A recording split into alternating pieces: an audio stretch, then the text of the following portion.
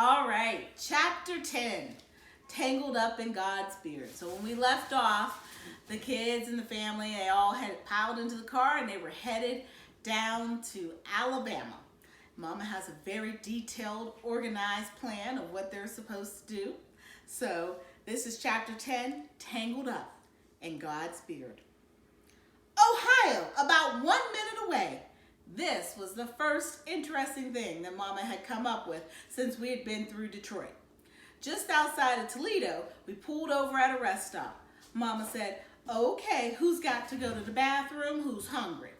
We got out of the car and started scratching and stretching. The Ohio rest stop was really cool. It was chopped right out of the forest and had picnic tables made out of giant logs. The bathrooms were made out of the same kind of log cabin wood. The only thing about them was they looked kind of small from the outside. Mama looked in her Watson's Go to Birmingham 1963 book and told us, "Okay, just one sandwich, some fruit, and some Kool-Aid here. Daniel, could you open the trunk so I could get the things out of the cooler?" While Mama got the food and Dad looked under the hood of the brown bomber, I went to the door in the little log cabin that had men carved on it. As soon as I opened the door, I gagged. The toilets in Ohio weren't anything like the Michigan toilets. Instead of a white stool with a seat, there was just a seat on a piece of wood with a great big open black hole underneath with the sound of flies coming out of it. No flusher, no water, no nothing. It looked like if you sat on the seat, you might end up getting sucked down under the Ohio somewhere. I breathed through my mouth and spent only enough time in that log cabin bathroom to unroll a bunch of toilet paper. The woods outside looked like a whole lot better bathroom. When I was done in the woods, I passed Byron, who forgot again about his promise not to talk. He told me, "Man, they must be crazy if they think I'm gonna set my behind on that hole." Byron's hands were full of toilet paper too. We ate our lunch on one of the picnic tables and Mama made a jug of Kool-Aid with water that me and Joey pumped. Only Mama liked it though. The water seemed like it had metal in it and made the Kool-Aid taste like great medicine. Me, Dad, Bi, and Joey dumped our Kool-Aid when Mama wasn't looking, but I had to ask for seconds and plug my nose and drink it because day one was my day to have peanut butter and jelly, and Mama always puts too much peanut butter on the sandwich, and you've got to have something to wash it down in case you start choking. When we finished eating, Byron asked, "What's the word on them toilets?" Mama and Dad cracked up. "So you like those, huh?" Dad said. Mama said, "You better get used to those, Byron. That's an outhouse, and that's what Grandma Sands has." What? If you try to be cool all the time and something surprises you, you sure do look stupid. Uh-huh, Dad said. "That's where you're going to be taking care of your business for a while." Bi said, "Wait, let me dig this. You mean if I got to go to the bathroom, I got to go outside into a little nasty thing like that? Ain't they got no sanitation laws down there? How you going to have a hole for a toilet and not get folks sick? Don't them things attract flies?" Mama and Dad laughed again. Mama said, "Your Grandma Sands always says it seems a lot nastier to her to be doing that in the house. The way she looks at it, a house is a whole lot nicer place if the facilities are outside." "Ooh, I remember those outhouses," Dad said. "I remember when we used to go visit my grandmother in the country and there would be a Sears catalog in the outhouse. And when you were done, you just tore a page out of the catalog and..." "We get the point, Daniel." Mama stopped Dad. After lunch, Bi went back into the log cabin outhouse and came back with his pockets bulging with toilet paper. He told me, they must be on dope if they think I'm gonna wipe my butt on some old rough catalog paper." We loaded the cooler back in the car and got on I-75. When you're 10 years old like me, some of the time, no matter how excited you are, or no matter how hard you try, you just can't help falling asleep in the car. I did a lot better than Joey though. She was out before I even sucked all the leftover peanut butter out of my teeth. She stretched out across the back seat, and me and Byron argued about who would hold her head and who would hold her feet. Joey drooled a lot, and so it was the worst job to hold her head. We had teased Mama so many times about planning everything so much in her notebook that Byron decided to be cute and asked, could someone check that Watson's Go to Birmingham book and see who's supposed to be holding Joey's leaky head for the first 100 miles in Ohio? Mom and Dad looked at each other and laughed. I did too. I really don't know why bullies have such a good sense of humor. It didn't matter who won the argument because the car started rocking me to sleep.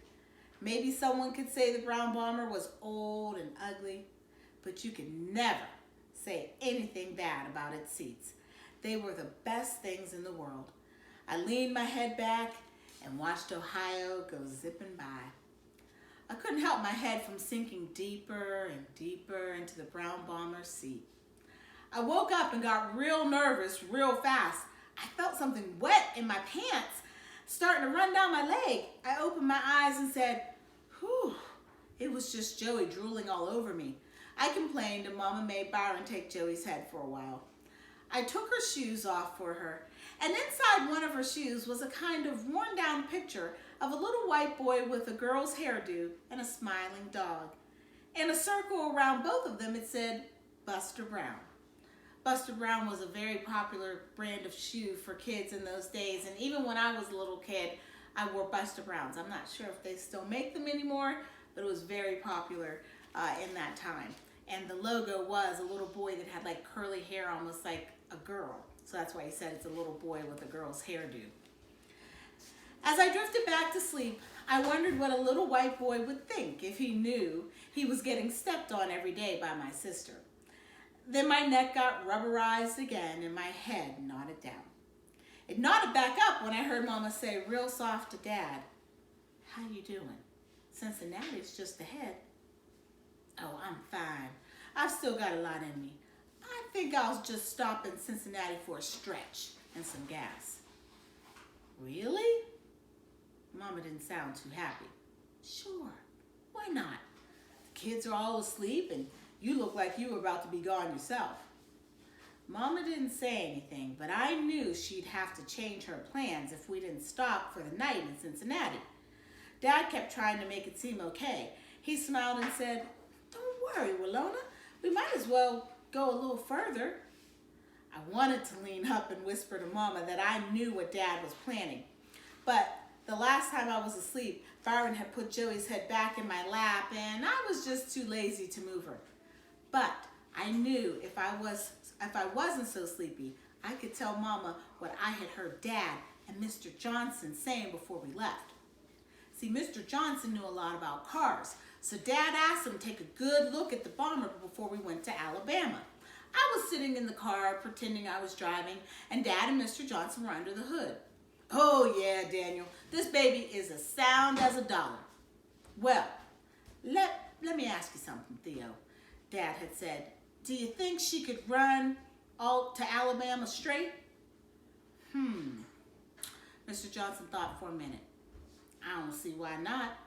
Long as you keep your eye on the oil and the water, it shouldn't give you a lick of trouble. The question isn't the car. The question is, could you do it straight? Well, the most I've done before is 8 hours. And Willona says this will take about 15. But I've talked to some people in the shop, and they say it shouldn't be too tough. A couple of them are from Texas, and they say they've driven it straight. Alabama's closer, so why not? This Plymouth can do it if you can, Daniel. Good. Besides, think of all the money we'll save. I'm going to give it a shot. But I'm not going to tell Willona. She died. She's got this whole trip planned down to the last minute.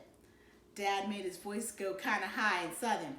And Daniel, between Lexington and Chattanooga, you will inhale 105,564 times, and you will blink 436,475 times. That is, of course, unless you see something exciting, in which case you will inhale 123,876 times and blink 437,098 times. Dad and Mr. Johnson cracked up. As we were going into Cincinnati, I wanted to lean up and whisper to Mama, "Hang on, Mama. You're going to blink and inhale about 62 zillion more times before you get out of this car." But the warm air and the highway noise and the brown bomber's seat and the way Joey was breathing all pushed me back to sleep. I was out through most of Kentucky, even though we stopped at some more Ohio-style rest stops. I was so tired that I even used a couple of outhouses, but I kept the door open and made Dad stand outside so in case I fell in, he would be able to pull me out. The next time I woke up, we were pulled over at a Tennessee rest stop. There were no bathrooms and no outhouses or anything, just a pump and a picnic table. When Dad had turned the headlights off, everything disappeared into the blackest night anyone had ever seen. As we looked out the windows, Mama checked her notebook, then announced, "This is the Appalachian Mountains. We are over 6,000 feet above sea level. This is higher than we've ever been before." And she didn't sound real happy about it either. All 4 doors of the brown bomber opened and the weird Watsons got out. As soon as everyone was awake enough to look around, we all bunched up and hugged up around Mama and Dad, even cool Byron. Dad laughed. "What's wrong with you guys?" "Daddy, look how scary it is here," Joey said, pointing at all the giant shapes in the darkness. "Nonsense, Pumpkin. Those are just mountains." What Dad was calling just mountains were the scariest things I had ever seen. On every side of us were great big black hills, and behind those were even bigger, blacker hills, and behind those were the biggest, blackest hills. It looked like someone had crumpled up a pitch black blanket and dropped the weird Watsons down into the middle of it. So remember, they're coming from a place that's very, flat, Flint, Michigan, and they're going into the Appalachian Mountains. So to them, this is a very different landscape. The air up this high didn't seem right either. It made you feel like something bad was going to happen. If this was a movie, there would be loud, scary organ music playing right now. "Mommy," Joey asked, sounding real scared, "where did all these stars come from?" We all looked up, and instead of seeing the normal amount of stars, it looked like there had been a star explosion. There were more stars in the sky than empty space. That's because the air is so clean here. This looks like the sky in Birmingham. Up close to us in the rest stop, all we could see was the pump. It looked like a deformed, evil, one-armed space robot. And as our eyes got used to the dark, we could also see the picnic table, and behind it, that black woods. Most of the time, Mama and Dad don't like arguing in public, but Mama was real hot. She said, "Well, do you see what your nonstop driving has done? Do you see? Instead of being in a motel, you've driven us straight into you-know-where." Well, that got everyone's attention because Mama almost cussed. This really scared me. I know it's stupid, but before I could stop myself, I said, "Where? I thought you said this was Tennessee." Joey started boo-hooing right away. After we nervously nibbled on snacks, everyone sat on the same side of the picnic table. Me and Bai had to go to the bathroom in the woods. We found 2 trees where we could keep an eye on each other, and I said, "Byron, do you think there are snakes out here?" "Snakes? I ain't scared of no snake. It's the people I'm worried about." I stopped looking at the ground and began watching the black woods. "What people?" I wished I'd picked a tree closer to Byron. "Didn't you hear Mama say this was Appalachia?" "So? Man, they got some white folks up here that ain't never seen no Negroes before. If they caught your butt out here like this, they would hang you now and eat you later." "What? What? Are you serious?" We'll stop right there.